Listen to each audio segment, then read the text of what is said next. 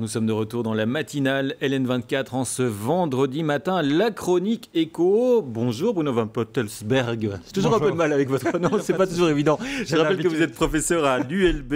Alors aujourd'hui, vous nous parlez bien sûr des enjeux de politique économique post-Covid. Tout un débat. Oui, tout à fait, tout un débat. Et pour commencer mon exposé, mon intervention, j'ai envoyé cette petite caricature qui représente les trois crises qui s'annoncent et qui ont, je dirais, une certaine similitude. Elles sont toutes internationales, globales, elles vont toucher tous les pays du monde, la Terre entière. Par contre, donc la première, c'est la crise sanitaire. La deuxième, c'est la crise économique induite par cette crise sanitaire. Et puis les changements climatiques en troisième. Et la troisième, c'est le changement climatique. Mais par contre, je ne l'aurais pas associé à un tsunami comme les deux premières. Alors les deux premières, c'est une sorte de tsunami parce que c'est difficilement prévisible. C'est un accident naturel. On ne peut pas dire que c'est la conséquence de l'activité humaine. Et on doit faire avec. Et je dirais que tout le monde reconnaît cette crise. La troisième, elle est différente. Et je dirais ne peut pas s'associer, enfin elle est différente d'un tsunami. Pourquoi ? Parce qu'elle est premièrement beaucoup plus lente. On n'a pas un espace-temps où on peut dire tiens on est en pleine crise. À l'heure actuelle, tout le monde reconnaît qu'il y a une crise sanitaire. Tout le monde reconnaît qu'il y a une crise économique. Les décideurs politiques européens se réunissent aujourd'hui pour discuter de l'ampleur et de la manière de mettre en commun des ressources et de pouvoir emprunter pour pallier cette crise. Donc là, il y a une reconnaissance. Tout le monde le reconnaît et on a même une date associée à ça. Ça a débuté en décembre, ça terminera probablement vers la fin de l'année. C'est difficile de dire quand, évidemment, la crise liée sanitaire au Covid va se terminer. Il y a tout de même une incertitude, mais on peut tout de même plus ou moins la cadrer. C'est plus difficile pour les changements climatiques, c'est ça ? Tout à fait. Le changement climatique, c'est bien différent. C'est une crise lancinante, donc elle est beaucoup plus lente. Elle ne rassemble pas l'unanimité. Ouais. On devra encore attendre, je pense, pour avoir... Vous voulez dire qu'il y a des climato-sceptiques, c'est ça que vous voulez dire ? Tout à fait. Il y a toujours des climato-sceptiques, il y a toujours des gouvernements qui résistent et les pays ont différentes politiques quant à la reconnaissance de l'urgence de la situation. Et j'ai l'habitude de prendre pour exemple le paradoxe de la grenouille ou des grenouilles. Vous savez, quand vous mettez une grenouille dans de l'eau à 35 degrés, elle s'échappe tout de suite. Donc là, c'est la similitude avec la crise sanitaire. On réagit tout de suite. Par contre, si vous mettez une ou plusieurs grenouilles dans de l'eau à 20 degrés et que vous chauffez lentement mais sûrement cette eau, un peu comme l'image l'illustre ici du réchauffement climatique, qui est indéniable quand on regarde ces chiffres, eh bien, les grenouilles vont se laisser cuire. Et donc, on parle du paradoxe de la grenouille qui ne savait pas qu'elle était cuite. Et pourquoi ? C'est une réaction normale et qui est également humaine. Quand un changement est lent, on refuse de le reconnaître. Ouais, on ne s'en rend peut-être pas nécessairement autant compte parfois. Tout à fait. On refuse de le connaître jusqu'à ce qu'il soit trop tard. J'appelle la crise écologique, la crise mondiale, je dirais, pas seulement liée au réchauffement climatique, mais à la pollution et ainsi de suite. Le commandant Cousteau envoyait déjà des signaux d'alarme dans les années 70. Nicolas Hulot également. Et c'est seulement maintenant, peut-être grâce aux Nations Unies avec leur programme leurs objectifs de développement durable, avec Greta Thunberg, qui... avec les mouvements citoyens, les mouvements des jeunes, qui sont descendus dans les rues notamment. Et pourtant, on voit que cette troisième vague qu'on voyait dans votre graphique juste avant est bien plus importante que les deux autres crises, alors qu'on parle tout de même d'une crise mondiale pour le Covid. Tout à fait. Elle sera probablement bien plus importante, plus lancinante. On commence seulement à voir la sécheresse dans certains pays africains, des incendies en Australie, la hausse du niveau des mers dans différentes îles de l'océan Pacifique et ainsi de suite. Tous ces impacts sont lancinants, mais certains. Et pour pouvoir contrer cette crise, il faut d'abord une volonté politique forte. Je ne veux pas dire que tout réside dans les mains du politique, parce que nous, en tant qu'individus, la société peut aussi agir, bien entendu. Que peuvent faire les gouvernements alors, au niveau social, économique, politique, justement? Oui, eh bien, les gouvernements, et je crois que ça tombe à pic pour la Belgique qui discute justement, doivent être beaucoup plus entrepreneuriaux. avoir beaucoup plus de courage politique, avoir une vision et partager cette vision et expliquer évidemment l'importance de la situation et ce qu'on peut faire. Alors j'aime bien prendre l'exemple parce qu'on minimise parfois l'importance d'un gouvernement et pourquoi il est important en Belgique d'avoir un gouvernement, mais pas qu'en Belgique, dans tous les pays, et une vision politique et le courage de ses opinions et faire des investissements. Vous savez que les gouvernements ont une capacité d'influence gigantesque avec leurs investissements et avec leur consommation. En Belgique en particulier, on a un gouvernement qui a une taille assez importante. La dépense publique est très importante. Et donc, il faut cette vision politique. J'ai pris une autre image, si on pouvait la montrer, qui est l'image de campagne de Donald Trump, où on voit une photo de lui avec tous les employés de l'industrie du charbon qui c'était en pleine campagne. Eh bien, ça, c'était sa vision politique. Défendre l'industrie pétrolière. Défendre les emplois, hein, c'est ça aussi. Défendre les emplois, mais avec une vision de très court terme. Bien sûr. C'est-à-dire, le problème, et ça, c'est le problème de la grenouille.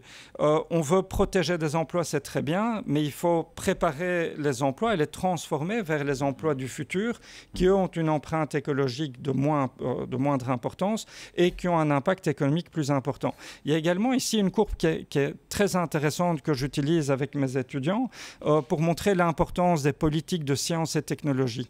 Donc ici, c'est l'évolution du financement fédéral de la recherche aux États-Unis entre 1976 et 2006. Et vous voyez que pendant la crise pétrolière, à la fin des années 70, il y avait un investissement très important pour les énergies alternatives au pétrole, c'est-à-dire le nucléaire en bleu, en rouge le charbon et les renouvelables, l'énergie verte en vert. Et puis dès que la crise pétrolière était terminée, vous voyez l'ère Bush, du père et du fils Bush qui arrivent, eh bien les investissements étaient réduits par 3 ou par 5, donc divisés par 3 ou par 5 dans toutes les énergies alternatives, y compris les énergies renouvelables. Donc qu'est-ce que ça veut dire? Il y a énormément d'innovations qui auraient pu être faites et mises en place que l'on a ratées. Donc ce sont des opportunités ratées, mais depuis 30 ans.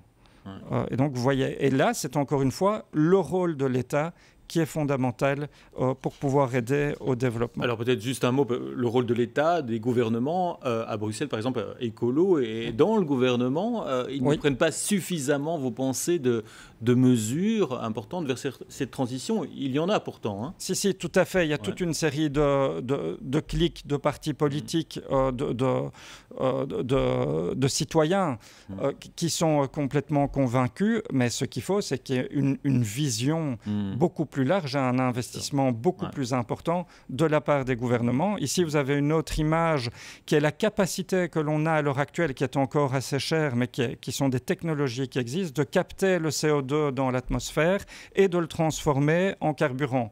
Mais bon, ça nécessite un investissement massif et surtout de réduire l'impact des lobbies de l'industrie pétrolière, de l'industrie charbonnière, mais d'aller vers des énergies vertes et renouvelables, d'avoir une réelle vision politique et entrepreneuriale de nos gouvernements. Alors peut-être que cette crise du Covid a été paradoxale. Quelque part, les prix pétroliers ont chuté très fortement au début de la crise. Et en même temps, on s'est rendu compte de l'importance aussi des changements. La preuve, peut-être l'utilisation d'énergie douce, des vélos dans les villes, par exemple. Tout à fait. Donc là, mon propos n'est pas de dire qu'il n'y a pas de politique réalisée. Les choses progressent, mais on pourra aller beaucoup plus vite, évidemment, en termes de mobilité, en termes d'énergie, de production d'énergie et en termes de la manière dont les entreprises sont gérées. Vous prenez, par exemple, à l'heure actuelle, la plupart des compagnies aériennes européennes et dans le monde obtiennent un soutien financier assez important de leur gouvernement, de leur maison. Eh bien, il n'y a que 1 ou 2 pays en Europe qui osent associer à l'aide financière des contraintes environnementales. Et donc là, notamment en Autriche, il y a des contraintes environnementales d'émissions de CO2 associées avec l'aide d'État, l'aide financière d'État. Eh bien, c'est ça, un gouvernement qui prend ses responsabilités et qui perçoit l'impact de long terme de ses actions plutôt que de se concentrer sur les conséquences de court terme. Ouais. Je ne dis pas que c'est facile. Oui, parce qu'il y a toujours la question évidemment sociale de l'emploi et des lobbies également. Alors vous dites des politiques visionnaires, fortes, entrepreneuriales et d'après vous, qui doivent être conseillées par une nouvelle forme d'analyse économique, c'est bien ça ? Oui, c'est bien ça. Donc, je viens d'une faculté d'économie et de gestion, Solvay à l'ULB. Et la manière dont nous faisons l'analyse économique et le conseil économique, c'est-à-dire l'analyse économique est là pour conseiller les décideurs politiques et d'entreprise, eh bien, cette analyse économique a fortement évolué et va continuer à évoluer. Alors, je vais parler de 4 changements importants. Évidemment, il y en a plus, mais bon, le temps est limité. Et donc, le premier changement est la nécessité d'adopter une analyse systémique. Et je dirais que l'illustration ultime ou emblématique de la nécessité de cette analyse systémique, c'est le fameux donut de Kate Raworth, qui est une économiste anglaise qui travaille dans une université anglaise. Et ce donut, il explique l'importance pour notre société de considérer d'abord la limite environnementale de nos actions. Et donc ça, c'est la limite supérieure, c'est-à-dire accès à l'eau douce, la pollution, le CO2, la pollution terrestre, et ainsi de suite. Donc c'est, je dirais, protéger la planète et nous dépassons certaines de ces limites. Donc là, c'est la limite extérieure. Et alors, vous avez la limite intérieure qui, elle, est la limite, je dirais plutôt sociétale, c'est-à-dire du bien-être, l'accès à l'éducation, un revenu de base, à l'eau potable, évidemment à la nourriture, à la santé. Et donc, c'est une approche complètement différente de l'analyse économique classique puisqu'elle est systémique, elle prend en compte, je dirais, des plafonds et des planchers. Alors la conséquence de considérer plusieurs dimensions, enfin une des conséquences, on peut l'illustrer avec ce graphique qui est ici à l'écran et que je trouve très intéressant parce qu'il illustre bien encore une fois ce paradoxe de la grenouille et quel pays devrait faire le plus d'efforts, même si ce problème est global.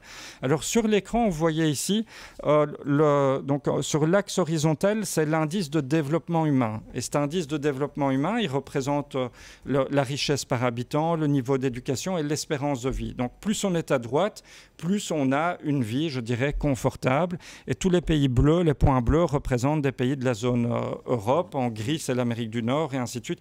Vous voyez que les économies développées se trouvent bien à droite. Mais alors, vous avez l'axe vertical qui mesure l'empreinte écologique. Et cette empreinte écologique, c'est l'espace, la surface terrestre et maritime dont nous avons besoin pour satisfaire la consommation d'un individu dans chacun de ces pays.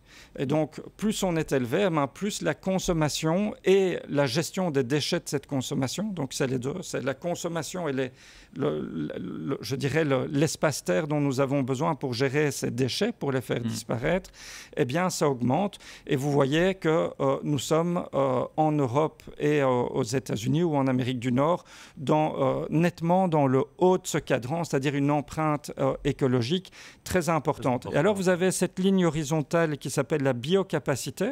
Et ça, la biocapacité, eh bien, et elle se réduit. Pourquoi? Parce que le nombre d'habitants sur Terre augmente et c'est la quantité de terre nécessaire pour à laquelle on a accès par habitant. Et vous voyez que ça se réduit puisque la population augmente. Et alors vous avez ce petit coin gris en bas à droite qui est l'endroit où nous devrions être en termes d'empreinte écologique pour avoir un effet net négatif ou nul sur la Terre et sur le réchauffement climatique. Il y a une marge, effectivement. Il y a une marge énorme et qui reflète l'importance, l'urgence de la situation et principalement des économies plus développées. La Chine se trouve également proche de l'Europe par rapport à ça.